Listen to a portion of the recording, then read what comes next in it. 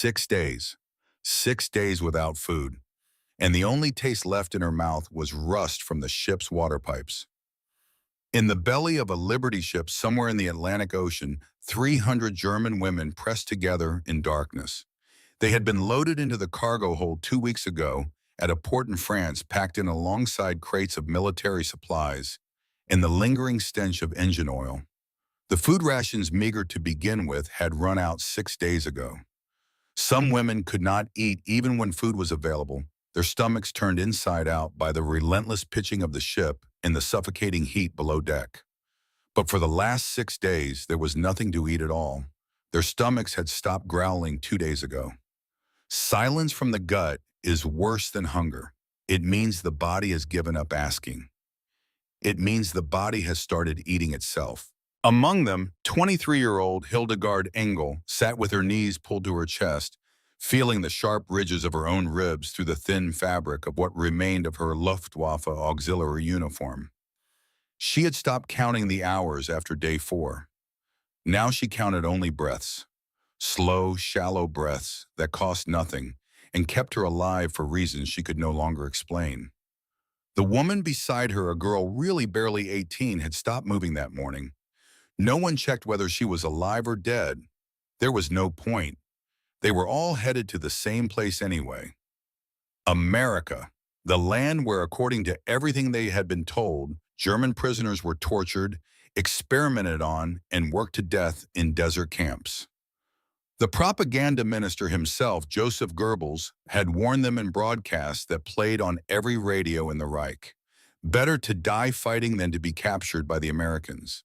Better a bullet than what waited across the ocean. But Hildegard had not died fighting. She had been captured near Cherbourg when the Allied forces swept through northern France in the summer of 1944. And now she was cargo. Human ballast in the bottom of a ship that reeked of engine oil and despair. But before we go further, before the ship reaches American shores, you need to understand how Hildegard Engel ended up in the darkness of that cargo hold. Because her story does not begin on the Atlantic Ocean. It begins in fire. Hamburg, July 1943, 1 year before her capture. The British called it Operation Gomorrah. The name was biblical, and so was the destruction. For 10 days, Allied bombers dropped thousands of tons of incendiary bombs on the city of Hamburg, creating something the world had never seen before. A firestorm. Not just fire, but a weather system made of flame. Winds of over 150 miles per hour sucked oxygen out of basements where families hid. The temperature on the streets reached 800 degrees. Asphalt melted into rivers of black tar. People who ran outside caught fire in mid-stride. People who stayed underground suffocated as the inferno consumed every molecule of breathable air. 37,000 civilians died in those 10 days. 37,000. Hildegard Engel was 22 years old, crouching in a basement shelter with her older sister Margaret, when the ground shook so violently that plaster rained from the ceiling like snow. The sound was beyond sound. It was the voice of a world ending. They held each other and screamed, but the screaming was swallowed whole by something louder than human lungs could produce. When they crawled out the next morning, their street no longer existed. The bakery where Hildegard had bought bread every Saturday since she was a child was a pile of smoking rubble. The apartment building 3 doors down had collapsed into itself like a house of cards, and somewhere beneath the wreckage were the Hoffman family, all 6 of them, including the twins who used to wave at Hildegard from their bedroom window. That was the morning Hildegard Engel decided to join the Luftwaffe auxiliary, not because she believed in Adolf Hitler, not because she was a fanatic, not because she hated anyone, but because the military gave her food when there was no food.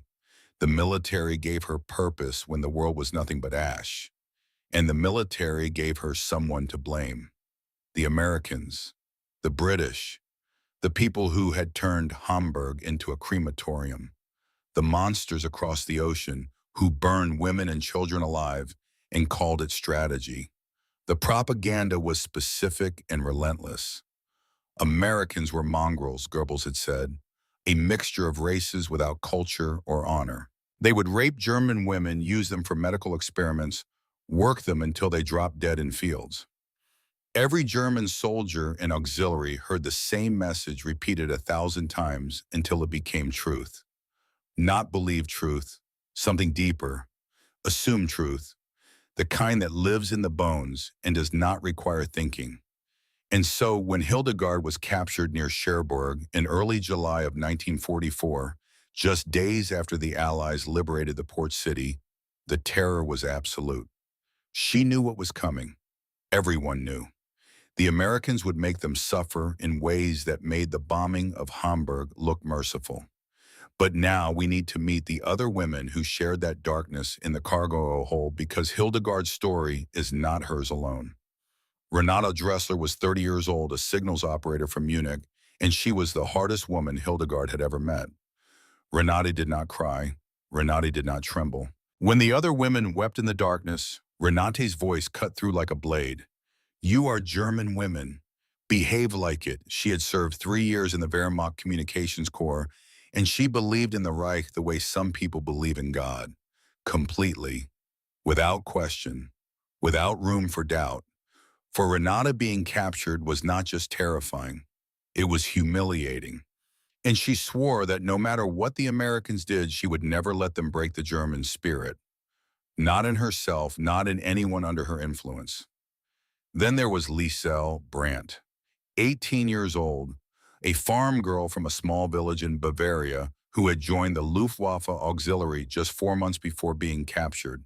She had never left her village before the war, never seen a city, never imagined she would find herself in the belly of a ship crossing an ocean she had only read about in school books. Liesel still had the ability to be surprised by things, which is a quality that war kills in most people long before it kills their bodies.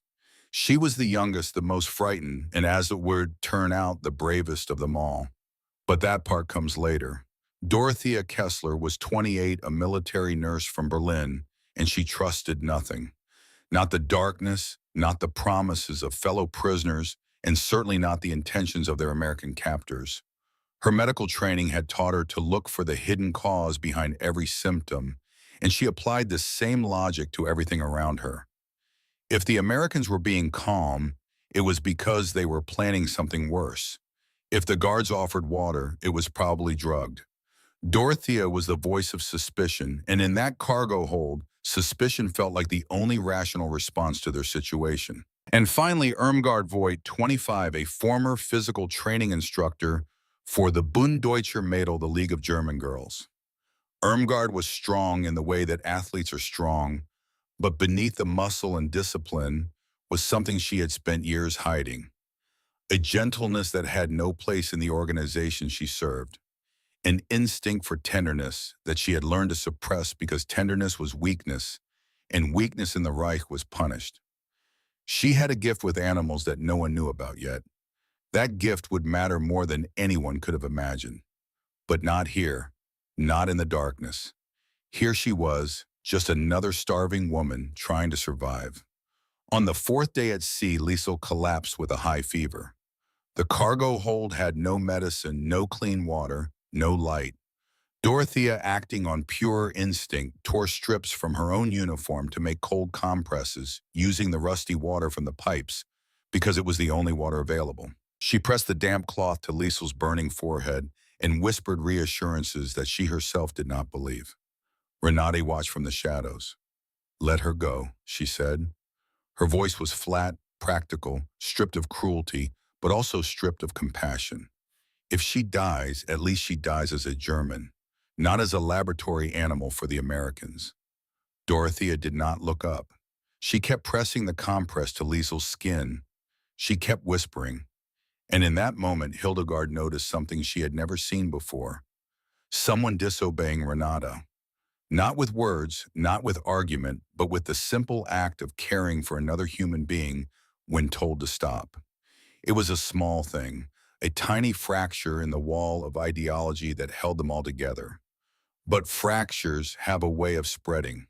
The engine stopped on the 6th day of the hunger. The silence was more terrifying than the constant vibration had been. Silence meant arrival.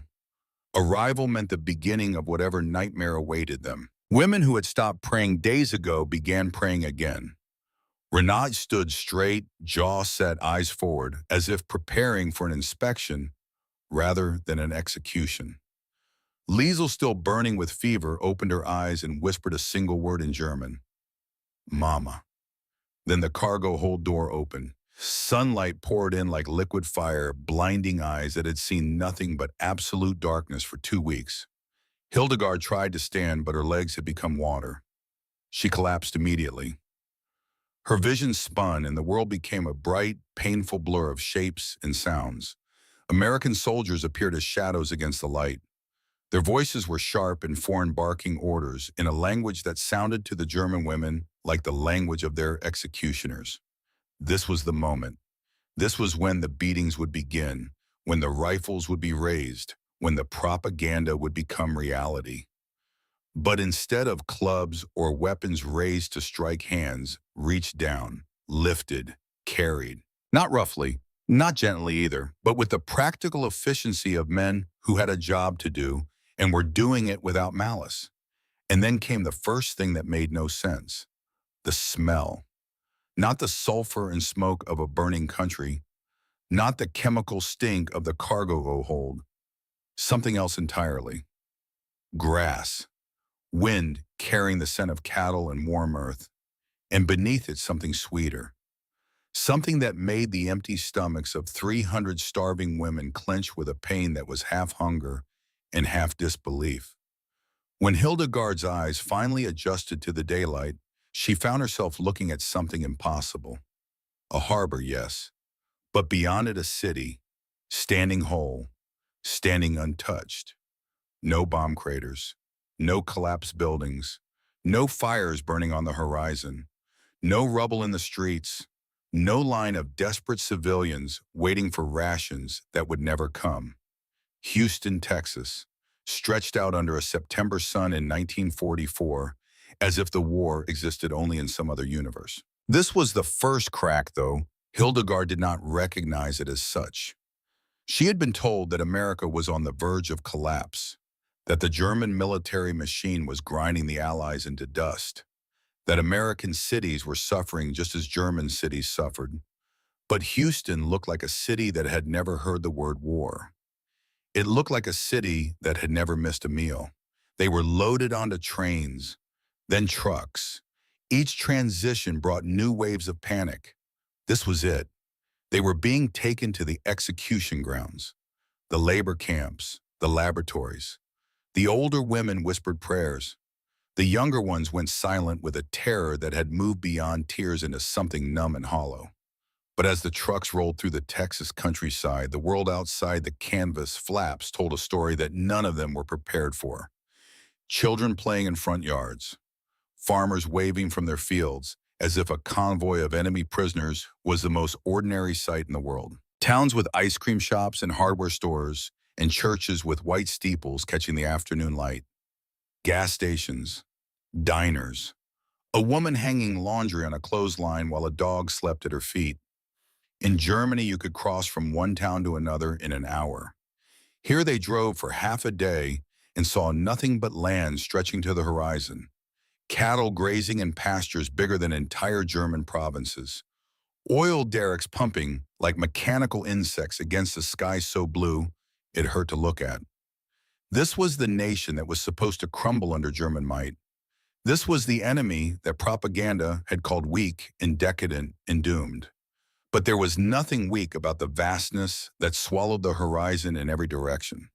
There was nothing decadent about the sheer staggering abundance of a country that could fight a war on 2 oceans and still have enough left over for children to eat ice cream on a Tuesday afternoon. Renate sat rigid in the truck, her face betraying nothing. But Hildegard, sitting across from her, noticed that Renate's hands were trembling. Not from hunger, not from fear, from something worse. From the first barely conscious suspicion that everything she had been told might not be true. When the trucks finally stopped, they had arrived at Camp Hearn in central Texas, a real prisoner of war camp that held thousands of German men captured in North Africa and Europe. But the women were to be separated. The 300 would be divided into smaller groups and assigned to ranches across the region under a contract labor program that allowed local farmers to employ prisoners for agricultural work. It was all legal under the Geneva Convention, supervised by the military, and designed to address the severe labor shortage that the war had created in rural America. Hildegard's group of 30 was assigned to a cluster of ranches near the camp, and the 10 women in her immediate work detail, including Renate Liesel Dorothea and Irmgard, were assigned to one ranch in particular. The men who stood by the trucks as the women climbed out were not what anyone expected. Beside the military guards stood men in wide-brimmed hats and worn denim. Cowboys. Actual cowboys, lean and sun-weathered, looking more curious than hostile. One of them, a tall man of about 55, with deep lines around kind eyes and a jawline that looked like it had been carved from Texas limestone, removed his hat when the women appeared. He held it over his chest and then looked at them with an expression that Hildegard could not categorize. It was not pity, not contempt, not curiosity. It looked impossibly like concern. His name was Walter Harding. He owned a ranch 10 miles from the camp. His grandfather had come from Ireland during the Great Famine of the 1840s, arriving with nothing but hunger and hope. People in Texas had fed the old man, given him work, given him a chance. Walter Harding had grown up on the story of that generosity, and it had shaped him into the kind of man who removed his hat when frightened women climbed out of a military truck. "Afternoon, ladies," he said in a slow Texas drawl, and one of the military translators relayed his words in German. "You all look like you could use a good meal." "A meal?" Hildegard almost laughed. It had to be a trick. Give them hope and then snatch it away. That is how psychological torture works. Build them up before breaking them down. She had heard the stories from the Eastern Front. She knew what captors did to prisoners when they wanted to destroy not just the body but the spirit. But Walter Harding did not look like a man planning torture. He looked like a man who had just come from checking on his cattle and was mildly distressed that someone in his vicinity had not eaten. Beside him stood a younger man, 19 years old, with the same jawline but none of the warmth. Samuel Harding, Walter's youngest son, leaned against a pickup truck with his arms crossed and his eyes fixed somewhere in the middle distance, refusing to look at the prisoners. His face was stone. 3 months earlier, his older brother Thomas had died on a beach in Normandy. Every German on this earth, including these hollow-eyed women climbing out of a truck, was the enemy who killed his brother. Samuel looked at his father helping the prisoners, and something dark moved behind his eyes. Then he turned and walked away without a word. Walter watched his son leave. Something heavy crossed his face. Grief, perhaps, or the weight of a man trying to do right by strangers while his own family was still bleeding. Then he turned back to the women. "Come on now," he said, "let us get you fed." They were led to a long wooden building that smelled of something so unexpected that several women stopped walking and simply stood there breathing in, unable to move. Food, real food, meat, vegetables, fresh bread, and beneath it all the warm buttery smell of something baking. Inside, tables were set, actual tables with plates and forks and napkins. Cowboys and local women moved between the kitchen and the dining area with pots and pans, and the abundance was staggering. Platters of beef stew, thick and brown, baskets of bread, white and soft, bowls of vegetables glistening with butter, pitchers of water clear and clean, and at the end of the long table a pie, golden brown and steaming. Several women began crying, not from sadness, from overload. The distance between what they had expected and what they were seeing was too vast for the mind to cross without breaking something in the process. Others stood frozen, unable to move, unable to process the scene before them. "It is not real," whispered Dorothea. "They are playing with us. Psychological warfare. Make us feel safe, make us drop our guard, then spring the real torture." Renate Dressler said nothing, but her eyes moved from dish to dish, calculating, measuring, searching for the trap that she was certain must be hidden somewhere in this impossible feast. The cowboys and guards seemed confused by the women's refusal to approach the tables. 30 skeletal figures in tattered uniforms standing at the threshold of a room full of food, and not one of them moving. "What is wrong with them?" one cowboy muttered to another. Earl Dawson, the ranch foreman, a quiet man of 45 who had fought in the trenches of the First World War and understood what fear looked like when it had gone so deep it became the body's default setting, said simply, "They are scared. Can you blame them? Lord knows what they have been told about us." Walter Harding stepped forward slowly, the way you might approach a horse that has been beaten so many times it flinches at every shadow. He picked up a piece of bread from the table. He tore it in half. He took a bite of one half, chewing slowly, deliberately, making sure every woman in the room could see him swallow. Then he held out the other half toward Hildegard. She stared at it. Her hand trembled. 6 days without food, and here was bread. White, soft, impossible bread. But her mind screamed warnings. Poison. Drug. Some kind of trick. Her training, her propaganda, her 5 years of learning to fear this exact moment, all of it stood between her hand and that piece of bread like an invisible wall. The standoff lasted for what felt like a lifetime, but was probably only a few minutes. 30 starving women facing tables loaded with food, unable to bridge the gap between their hunger and their terror. The cowboys exchanged glances, baffled. These were not the fierce Nazi fanatics they had been warned about. These were terrified young women who looked like they might collapse at any moment. And then the youngest of them broke the spell. Liesel Brandt, still weak with fever, her face flushed and her legs unsteady. The sickness had done something to her that was unexpected. It had burned away the part of the brain that calculates risk. When you have been delirious for 2 days, when your body has already crossed the threshold between surviving and surrendering, fear loses its grip. Not because you are brave, but because you are too far gone to be afraid. She took one stumbling step forward, then another. Her hand reached out, shaking like a leaf in a storm, and touched the bread. When nothing happened, when no guards rushed forward, no one laughed, no trap was sprung, she picked it up. The first bite was so small it was barely anything. The second was larger. By the third, tears were streaming down her face. "It is real," she whispered in German. "It is real food." That was when the dam broke. Hildegard found herself moving forward with the others, her body overruling her mind's protests. The first taste of beef stew was like swallowing warmth itself. After 6 days of nothing, every flavor was an explosion, every texture a miracle. Some women ate too quickly and became sick. Others could manage only a few bites before their shrunken stomachs rebelled. But they all ate, tears mixing with the first real food they had tasted since France. Renate Dressler was the last to sit down. She ate in silence, her face revealing nothing. But she ate. 3 servings of stew, 4 pieces of bread, and Hildegard realized something in that moment. Even the strongest ideology in the world cannot defeat an empty stomach.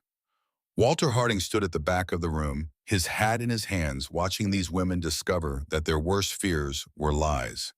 Earl Dawson stood beside him. "Never seen anything like it," Earl said quietly. "They really thought we were going to starve them." "Appears so," Walter replied. "Makes you wonder what else they have been told." Harriet Cobb, the ranch cook, a cheerful widow of 50, who had lost her husband in a tractor accident 7 years ago and had since poured all her love into the act of feeding people, emerged from the kitchen carrying an apple pie. She began cutting slices and placing them on plates with the calm efficiency of a woman who believed down to her bones that there was no problem in the world that could not be at least partially solved by a good meal. And through the window of the equipment barn across the yard, Samuel Harding watched his father treating enemy women like honored guests. He stared at the scene for a long time. Then he punched the wooden wall hard enough to split his knuckle and walked into the gathering Texas twilight without looking back.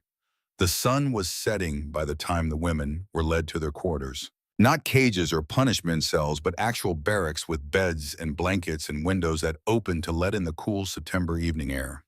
Hildegard lay down on a mattress, the first she had felt in weeks. Her stomach was full for the first time in months.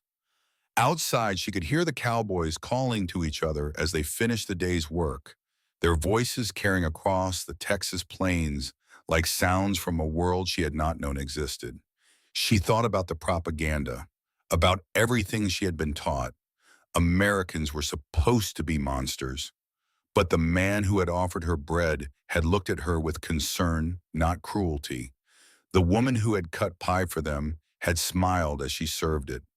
The guards had chatted among themselves, paying the prisoners no more attention than you would give any group of hungry workers at a meal. She thought about Margaret, her sister still in Hamburg.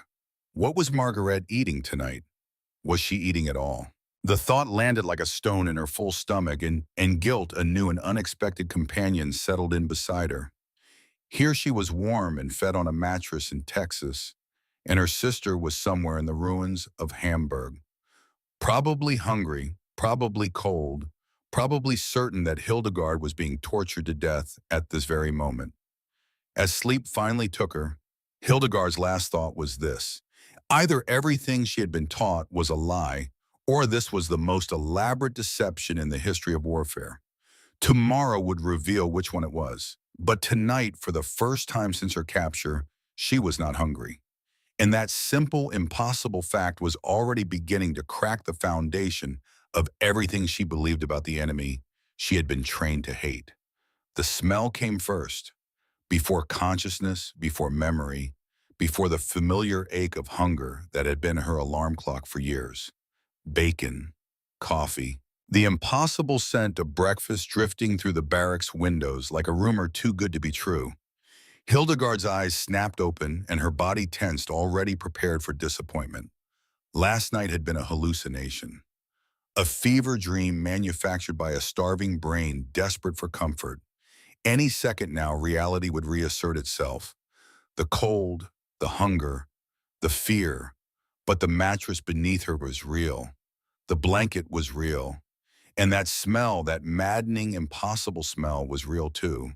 Around her, the other women were stirring, each one cycling through the same process, remembering, doubting, hoping, then doubting again because hope had become the most dangerous emotion any of them knew. Dorothea sat up slowly. "It is a psychological tactic," she whispered. "Feed us once to make the starvation that follows even more devastating. Classic conditioning. Create a baseline of comfort, then destroy it." Renate Dressler was already dressed, her tattered uniform buttoned to the collar, her spine straight. She said nothing about the smell. To acknowledge comfort was to acknowledge vulnerability, and Renate Dressler would sooner stop breathing than admit she was vulnerable. But when the door opened and Walter Harding appeared, hat in hand, and a slight smile on his weathered face, even Renate's mask flickered for just a moment. "Morning, ladies," Walter said through the translator. "Breakfast is ready whenever you are. Take your time. Take your time." Three words that did not exist in the military vocabulary of any nation these women had ever known. In the Wehrmacht, you did not take your time. You moved when ordered. You ate when permitted. You existed at the pleasure of your superiors, and your time belonged to the Reich. They moved as a group, still suspicious, still waiting for the trap. The mess hall was already alive with activity. Cowboys sat at long wooden tables, eating and talking in their drawling English. Harriet Cobb and two local women worked over massive griddles and steaming pots in the open kitchen, and their table was set again. This time, Hildegard did not catalog every item. She did not need to. The abundance was the same as last night, and that consistency was itself a revelation. If this were a trick, you would buy it once and then withdraw.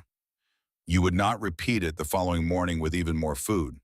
The repetition was the proof. But one detail stopped Irmgard Voigt in her tracks.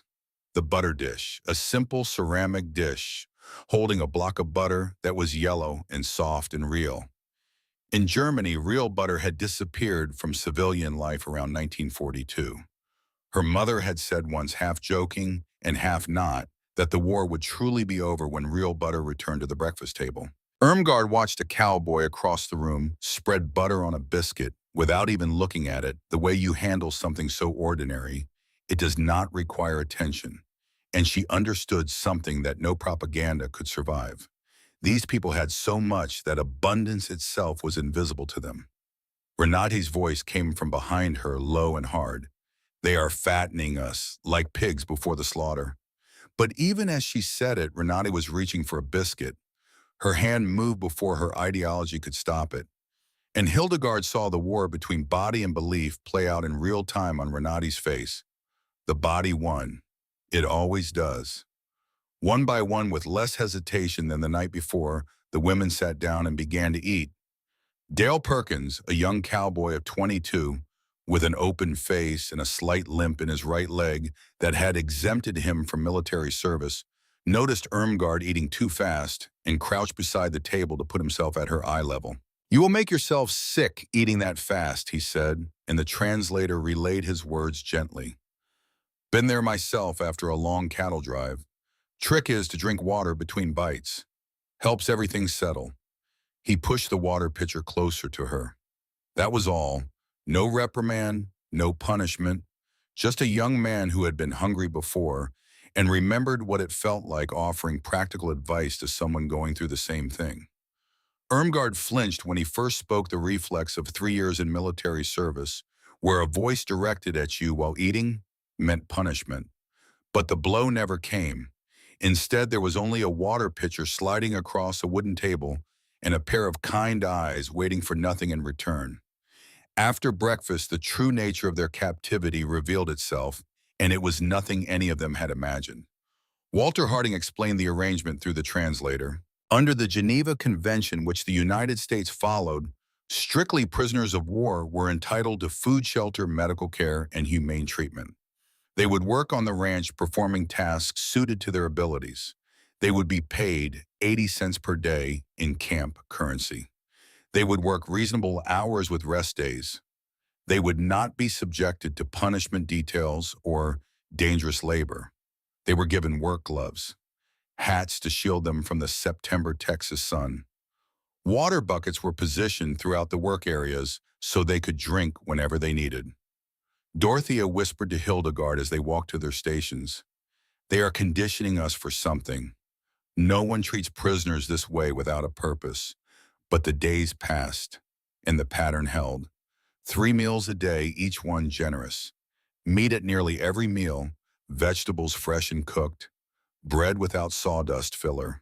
Desserts that appeared with the casual regularity of a country that had never known rationing. The women gained weight. Color returned to skin that had been gray for years. And more unsettling than the physical recovery was a psychological one, because the kindness was relentless and it came from every direction. The cowboys said please and thank you. They offered help when the work was heavy. One afternoon, when Liesel stumbled under the weight of a fence post, 2 cowboys moved immediately to take the load without commentary, without the slightest suggestion that her weakness was contemptible. In the Wehrmacht, weakness was punished. Here it was accommodated. And that difference was slowly dismantling everything. It was during the second week that something happened at the horse corral that changed the dynamic on the ranch. One of Walter's quarter horses, a bay mare, had been spooked by a rattlesnake the previous week and had become so skittish that even Earl Dawson, who had worked with horses for 30 years, could not get near her. The mare stood trembling in the far corner of the corral, wild-eyed and dangerous. Irmgard stepped forward without thinking. It was pure instinct, something buried beneath years of military training, rising to the surface like a memory the body keeps even when the mind has forgotten. She extended her hands slowly, palm down, fingers relaxed. She began to speak in German, her voice low and rhythmic. "Easy now, easy girl. I know what it feels like to be afraid of everything. But I am not going to hurt you, I promise." The mare's ears swiveled forward. For a long moment, horse and woman stood perfectly still. Then the mare lowered her head and allowed Irmgard's hand to rest on the flat plain between her eyes. Earl Dawson witnessing the entire thing from 20 yards away. He did not move. He did not speak.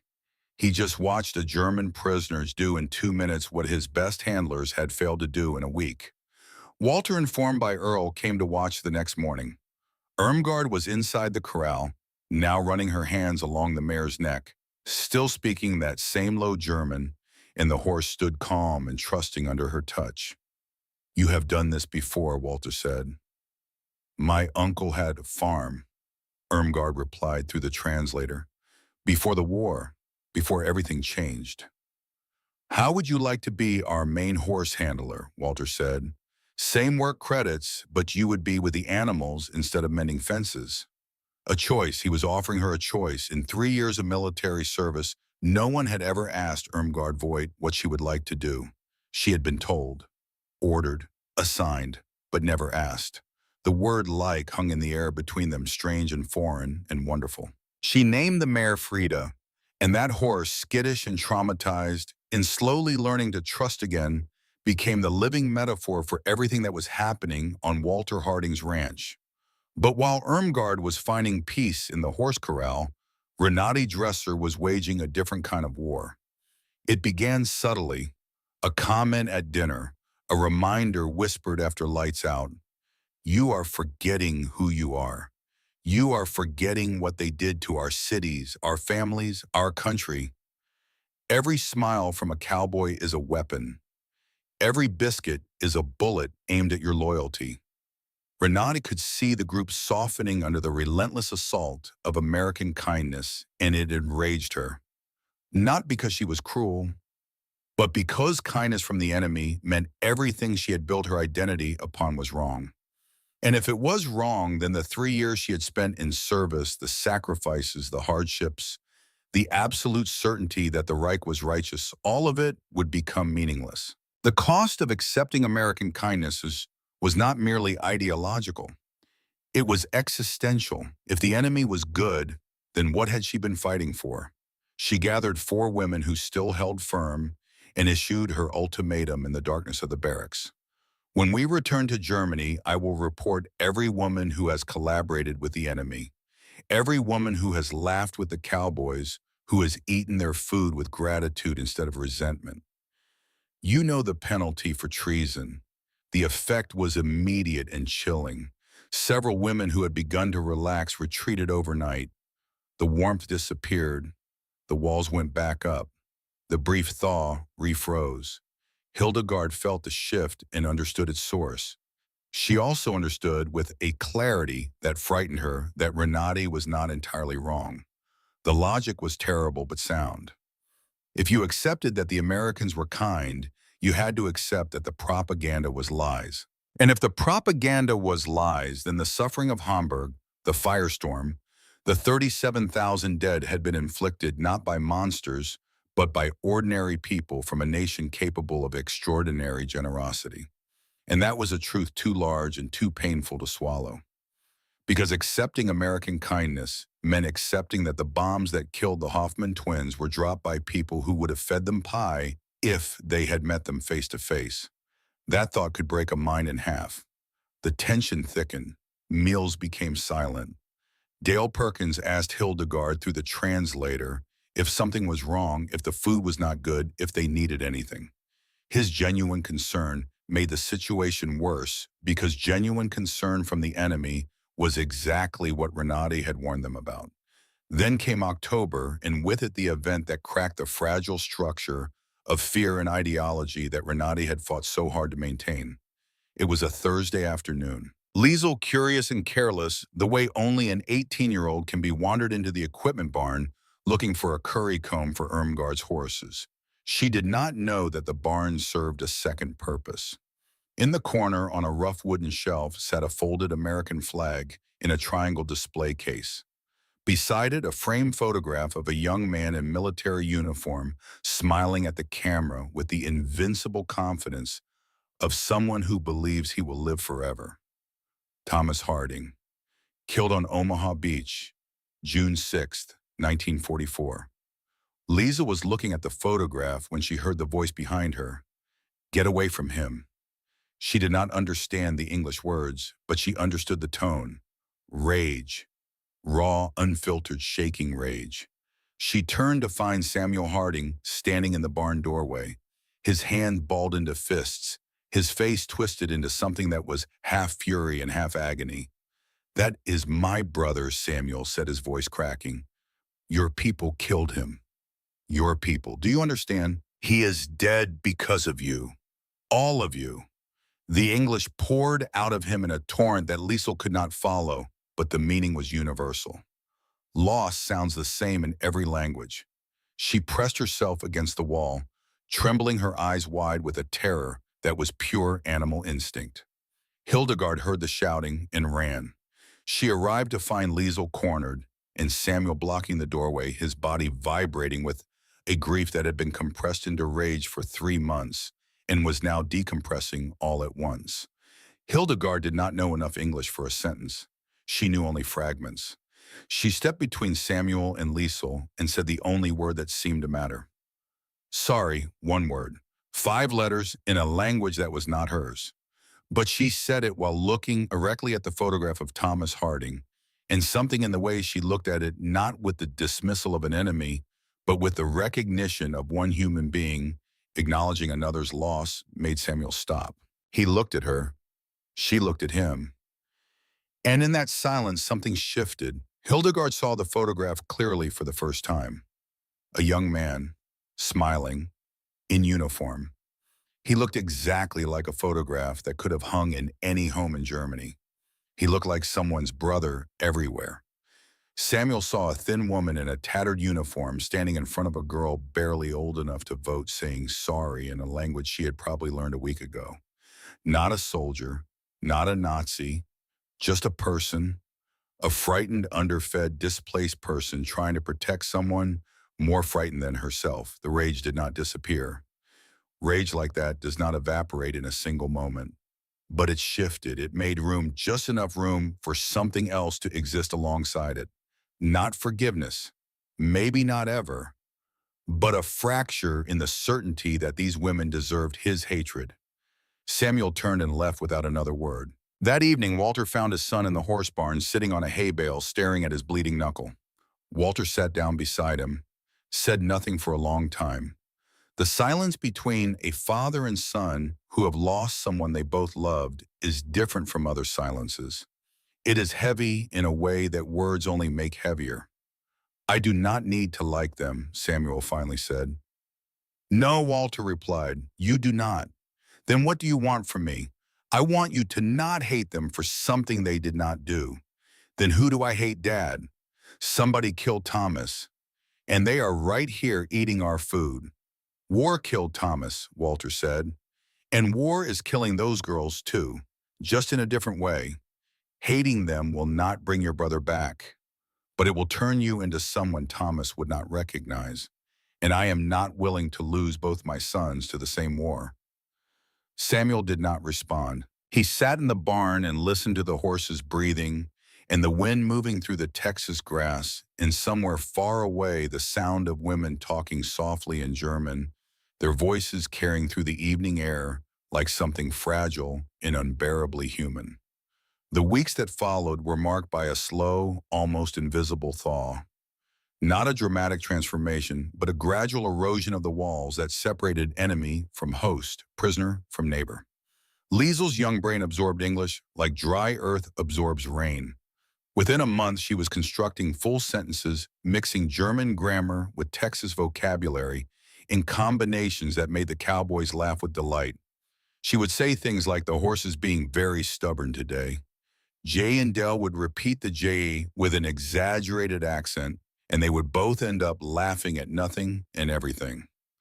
Dorothea's transformation was quieter. When Dale sliced his palm on barbed wire, she moved to him with the automatic precision of a woman who had spent years in operating rooms. She cleaned the wound, bandaged it, and did it all with a competence that erased every boundary between prisoner and free man. Dale reached into his pocket and pulled out a dollar bill.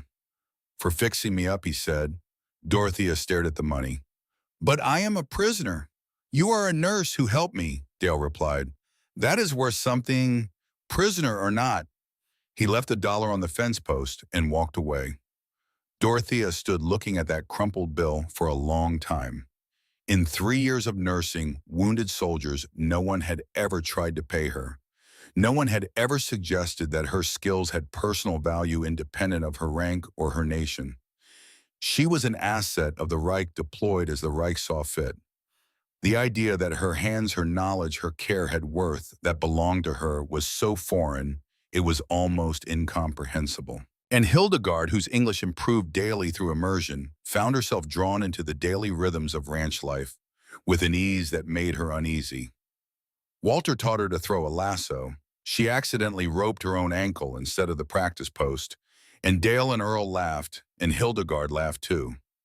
It was the first genuine laugh she had produced since Hamburg, and the sound of it frightened her more than any bomb, because it meant she was happy here, on enemy soil, among enemy people, in the land of the nation that had firebombed her city.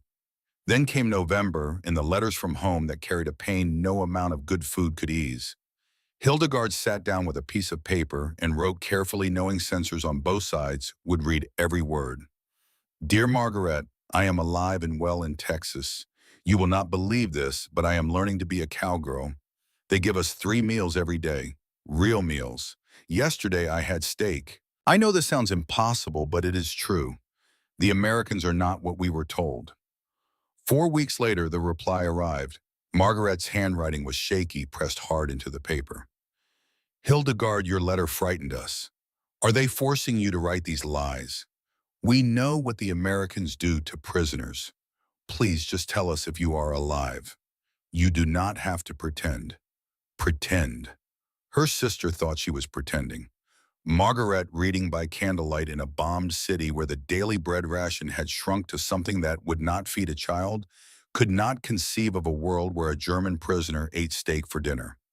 The distance between Hildegard's reality and Margaret's reality was measured not in miles across the Atlantic, but in the impossible gap between truth and belief. Propaganda had done its job so thoroughly that the truth sounded like the most obvious lie imaginable. Hildegard sat in the barracks holding that letter and cried, not for herself, for her sister, for the realization that she was telling the truth and the people she loved most in the world could not believe her. Harriet Cobb walked past the barracks and saw Hildegard through the open door. The older woman did not ask what was wrong. She did not speak German, but she understood crying. She went to the kitchen, cut a slice of apple pie that was still warm, poured a glass of milk, brought both to Hildegard, patted her shoulder once and left without a word. No language was necessary. Grief does not require translation, and neither does comfort. December brought a cold wind and an invitation. A neighboring ranch was hosting a barn dance, and the prisoners were welcome to attend. Not ordered, invited. The distinction mattered enormously to women who had spent their adult lives in a system where the distinction did not exist. Most wanted to go. Renati stayed behind, announcing she would not attend an enemy celebration. But this time only 2 women joined her boycott. The rest climbed into Walter's truck. The barn was warm and bright, strung with lights filled with people from ranches across the county. A band played fiddles and guitars and a stand-up bass music that was raw and rhythmic and joyful. Conversations paused when the women entered, but not with hostility. A few older ranchers nodded in greeting. A woman brought cups of hot cider without being asked. A young cowboy, barely 18, stepped forward with his face red from courage and held out his hand to Hildegard. Dance. She had not danced since 1941. Her feet remembered the steps, even though the music was different. Country two-step instead of German waltz, but rhythm is rhythm. And for 3 minutes, she was not a prisoner or an enemy. She was just a woman dancing with a shy young man who stepped on her feet twice and apologized both times. That night, she wrote in her journal, I danced tonight. The world is ending and beginning at the same time. But while the others danced, Renati made her final move. She assembled her remaining loyalists in the barracks and delivered her last threat. I have kept a list, every name, every incident. When we return to Germany, this list goes to the authorities. You know what happens to collaborators. When Hildegard returned from the dance and heard what had happened, she knew the confrontation could no longer be avoided. Renate, she said, look around. We are being fed. We are being treated with respect. We are being given choices. Who in Germany ever did that for us? Renate's answer was sharp and immediate. That is exactly why it is dangerous. Because people like you are willing to sell your soul for a piece of bacon. Neither of them won the argument that night, but the line had been drawn.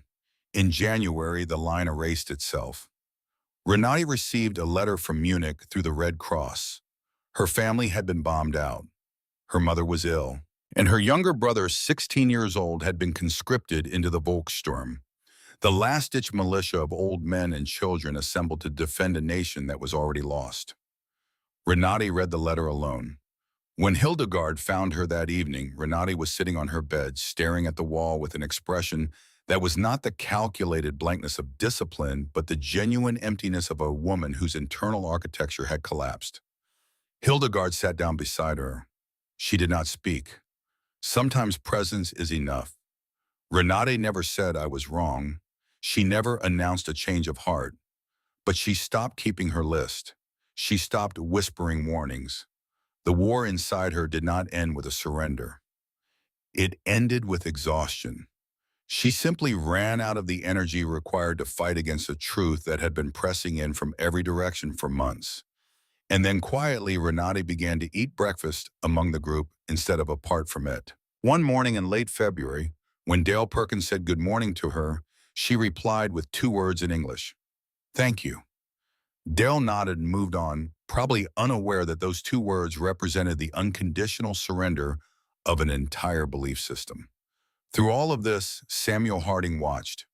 He watched from the fence line as Irmgard whispered to Frida. He watched from the kitchen doorway as Dorothea bandaged a cowboy. He watched Liesel teach ranch children to count in German, their small voices stumbling while Liesel laughed and encouraged. He did not speak to the prisoners, but he watched. And watching is the first step towards seeing. One evening in March, a rainstorm swept across the plains. The temperature dropped 20 degrees in an hour. Liesel was in the cattle barn finishing her chores, wearing only her thin work shirt, shivering so hard her teeth chattered. Samuel appeared in the doorway.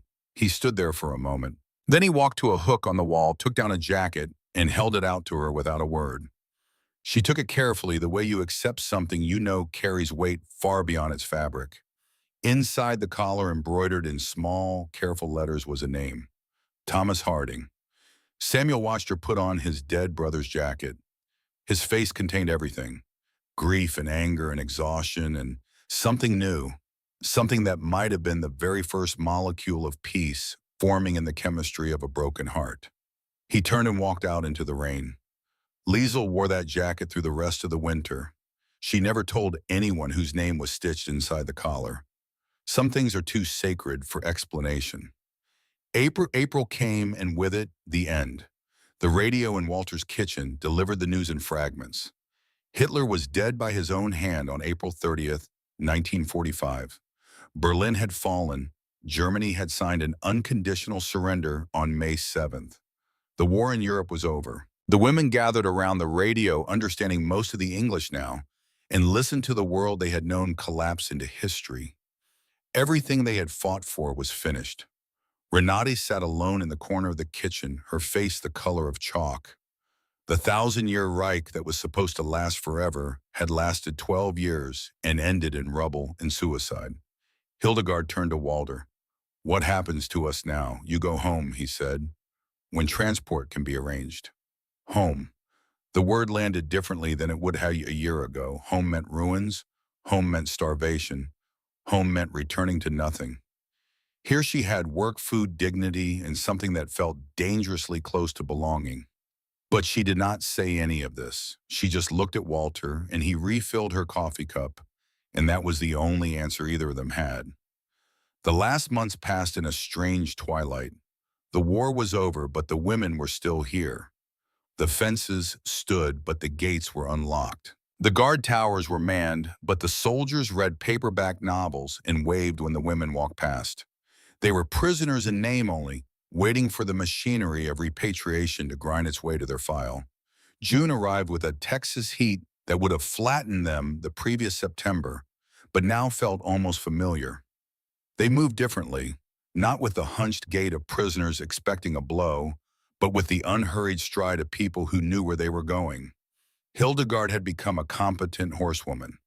The first time Walter let her gallop at full speed across the open range, the wind tearing at her hair, the grass blurring on both sides, she felt something she had not felt since before the firestorm. Not political freedom, the physical animal freedom of a body moving fast through open space with nothing but sky above and earth below. She laughed during that ride, a real laugh, loud and unguarded.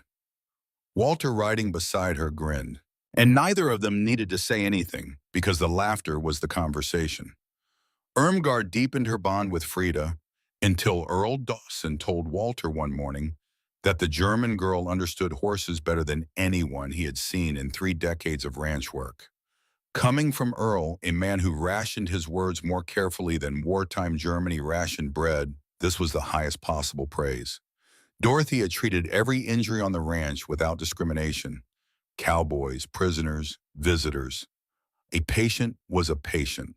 This principle, which she had always believed, had become instinct during her time in Texas. The instinct of a woman who had been offered $1 for bandaging a hand and had learned that her skills had value that belonged to her rather than to a nation. Liesel, whose birthday had passed without ceremony in March, making her 19, was now fluent enough in English to carry humor and nuance and emotion. She had become indispensable as translator, but more than that, she had become the living proof that language is not a barrier. It is just a delay. Renai worked in the garden now quietly without commentary. One afternoon, Harriet brought her a glass of lemonade. Renata said thank you in English. It was the second time she had used the phrase, and it came easier this time. Like a door that sticks the first time you open it but swings smoother the second. Harriet taught the women to make cornbread and apple pie in the ranch kitchen, turning the cooking lessons into language classes. Flour, sugar, a pinch of salt. The women repeated the English words while their hands learned the American recipes, and for an hour each afternoon the kitchen smelled like cinnamon and butter, and something that might have been normalcy. The trucks arrived on a morning in August. Military vehicles, olive drab and impersonal with canvas covers that would close over the back and hide the Texas landscape from view as they drove away. Harriet Cobb had risen at 4 in the morning. By the time the women arrived for their last breakfast, the table held everything: eggs, bacon, biscuits and gravy, butter and jam, coffee, milk, and at the center, 3 apple pies with small stars cut into the crust, venting steam into the morning air. Harriet pressed a handwritten recipe card into the palm of every woman who came through the line. "So you can make cornbread in Germany," she said through Liesel's translation. "Cornmeal might be hard to find over there, but miracles happen." Earl Dawson stood at the door. He had been a man of few words for the entire year, but as each woman passed, he spoke. Personalized words that proved he had been paying far more attention than anyone realized. To Irmgard, he said, "You have a gift with horses that cannot be taught. It is born in the blood. Do not waste it." To Dorothea, he said, "You are one of the finest nurses I have ever seen. Any hospital in the world would be lucky to have you." To Liesel, he said, "You learned our language in 9 months. Took me 40 years, and I still cannot speak it right. You are going to do something remarkable." To Renati, he said nothing, but he held her gaze and gave a single slow nod. The kind of respect one soldier gives another at the end of a long campaign. Acknowledgement not of agreement, but of endurance. Dale Perkins found Irmgard at the horse corral, where she stood with Frida, for what both of them understood was the last time. The mare's head rested against Irmgard's chest, and Irmgard's hands moved slowly along the horse's neck, whispering in German words too soft for anyone else to hear, but that the horse understood because horses listen with their bodies. Dale held out something wrapped in burlap. Inside was a bridle, handmade, braided from leather strips he had been working on for weeks. The leather was dark and supple. each strand woven with the patient care of someone who understood that the best gifts take time. For Frida, he said, then quickly, I mean for you. So you remember her. Irmgard looked at the bridle. She ran her fingers along the braided leather. And then for the first and only time in front of another person since arriving in Texas, she cried. Not quietly, not with restraint, but with the full force of a year of accumulated emotion finally breaking the surface. Dale stood there shifting his weight from his good leg to his bad one, and back again, unable to leave and unable to help, and understanding that simply staying was exactly the right thing to do. Samuel Harding stood apart from the farewell, leaning against his pickup truck. When Liesel walked toward the military transport, she carried the jacket folded carefully over her arm. It was August in Texas and far too hot to wear it, but she held it close against her body, the way you hold something precious that you are afraid of losing. Samuel stepped forward. They stood facing each other in a silence that contained everything. The photograph in the barn, the shouting, the word sorry, the jacket handed over without explanation.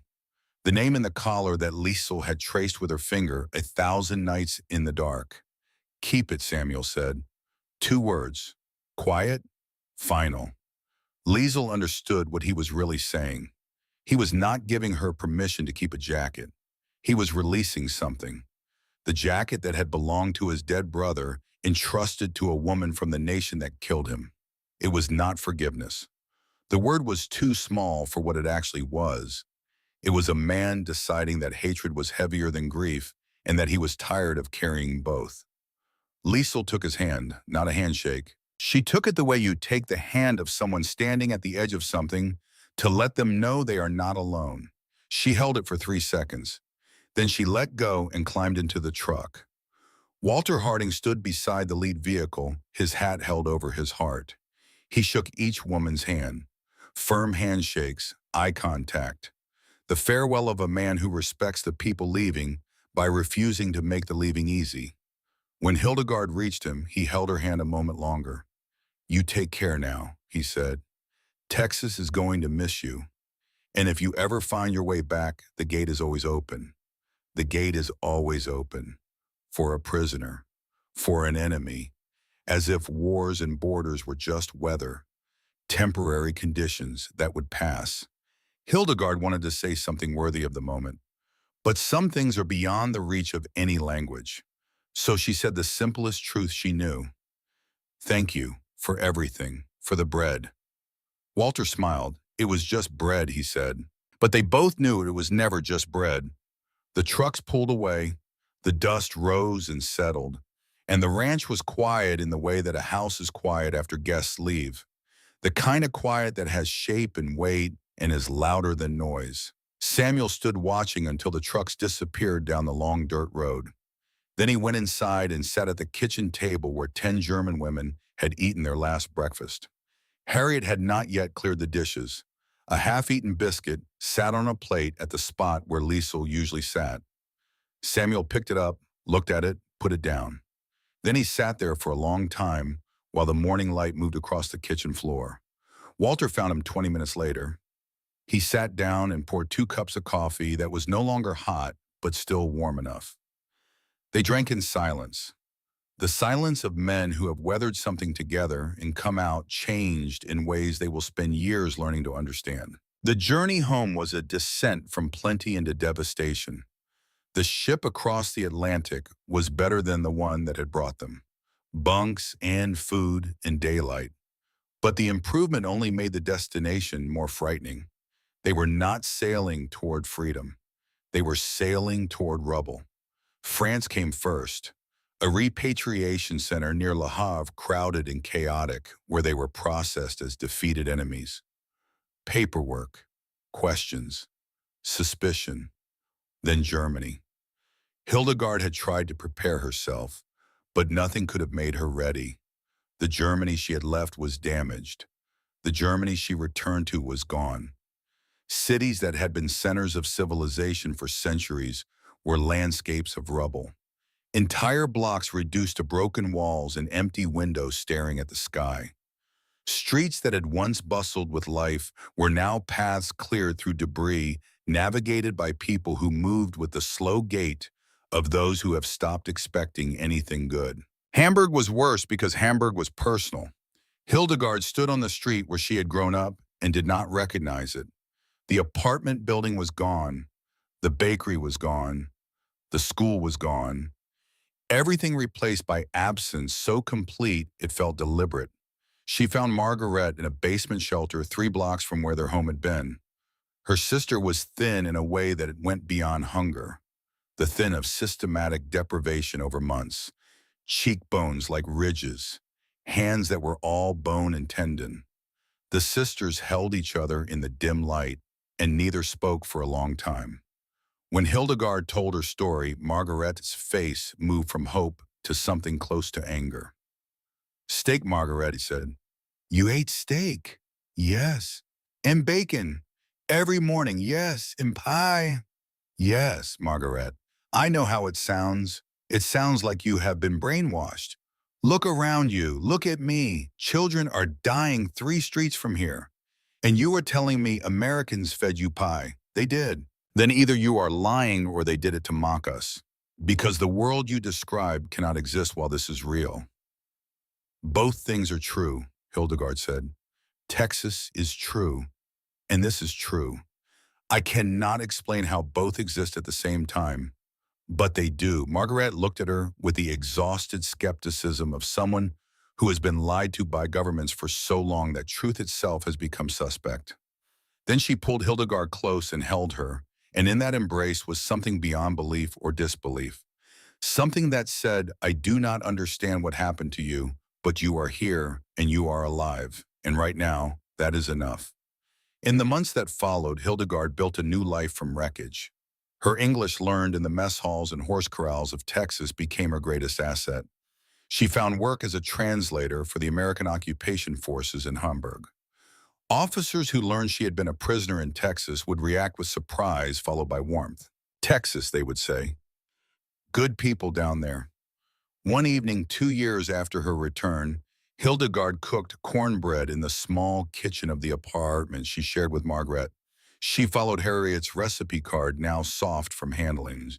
The cornmeal had been nearly impossible to find, acquired through 3 trades, and a favor from an American supply sergeant who owed her for a particularly difficult translation job. When the cornbread came out of the oven, golden and steaming and smelling of butter, Hildegard cut a piece and placed it in front of her sister. Margaret looked at it, looked at Hildegard, took a bite. She chewed slowly. Her eyes changed. Not because the cornbread was extraordinary. It was simple food plainly made. But it was real. It was warm. And it tasted exactly the way Hildegard had described it tasting in letters that Margaret had dismissed as forced propaganda.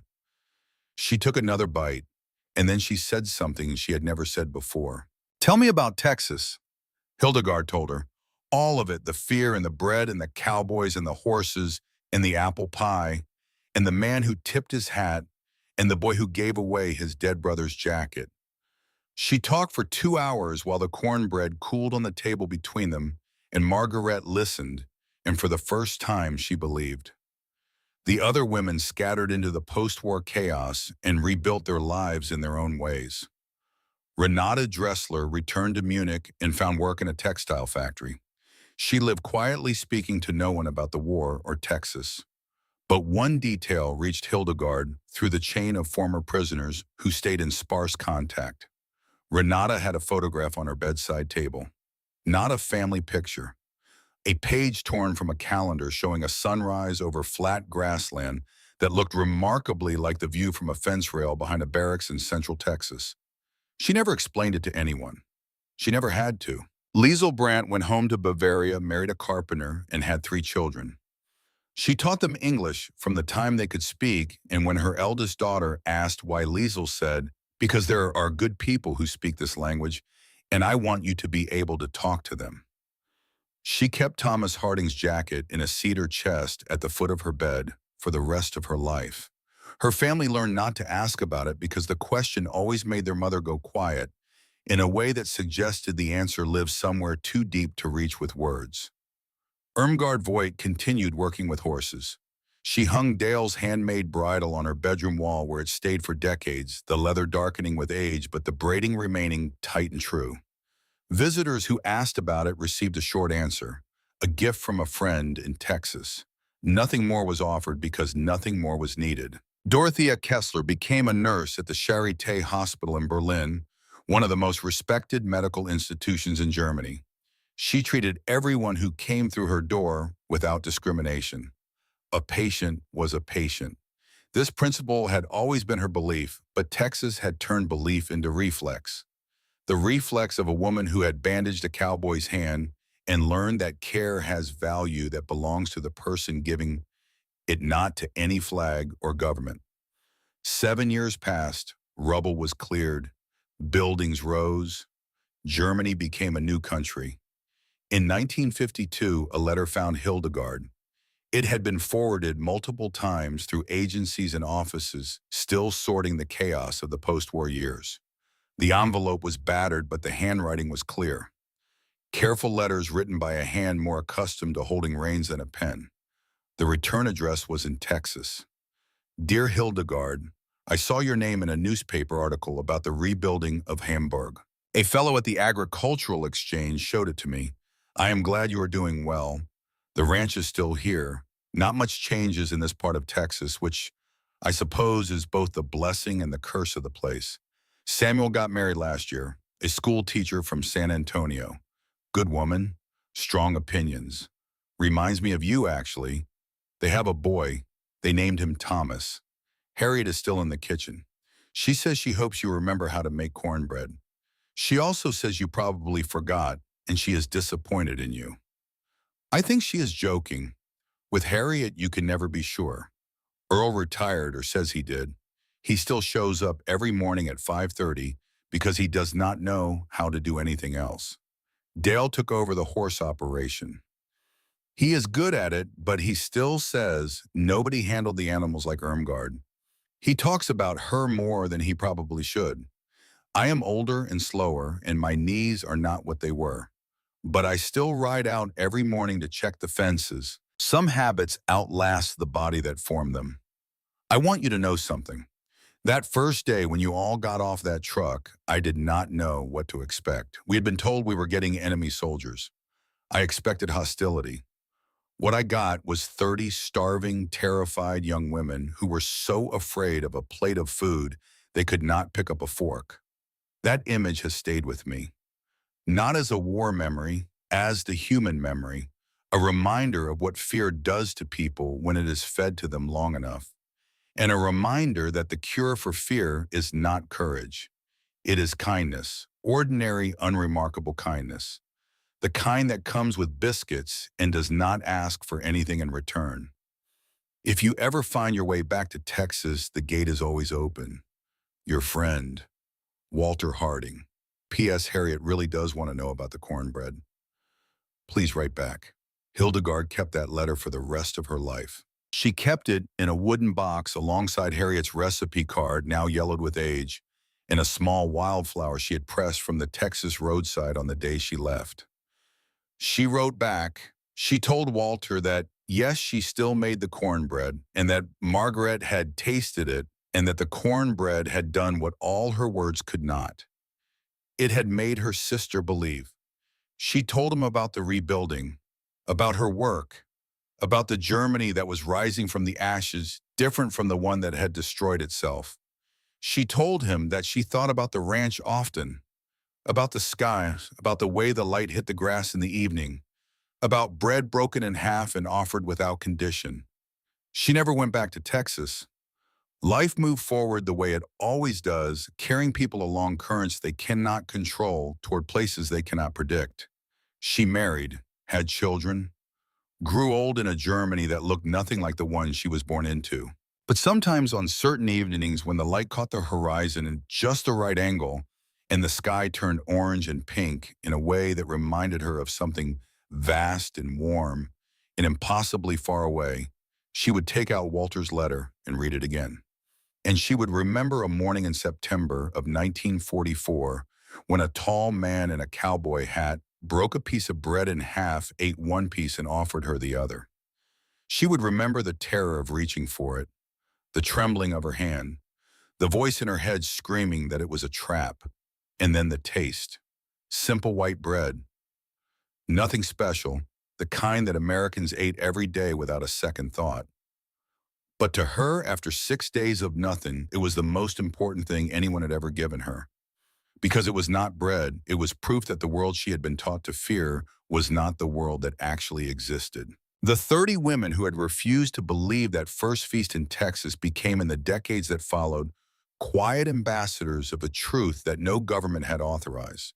When they told their stories, many Germans did not believe them. It seemed impossible that the nation they had been taught to hate had shown such mercy. But the women persisted, and slowly, one conversation at a time, their stories spread. Not as grand narratives of nations and armies, but as small human stories. A cowboy removing his hat, a cook cutting pie, a rancher breaking bread, a boy giving away his brother's jacket without a word. They had been prisoners. They had been enemies. But in the vast open spaces of Texas, they had been given something more valuable than freedom. They had been given dignity. They had been shown that enemies are just people who have not yet sat down at the same table. And they had been treated with a kindness that transcended war and nationality and ideology and every other barrier that human beings construct to separate themselves from each other.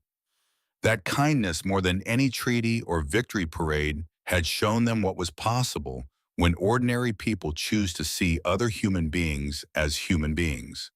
The real war, the one that matters most, the war for the right to recognize our shared humanity, was won on a ranch in central Texas with nothing more violent than a piece of bread, broken in half and shared.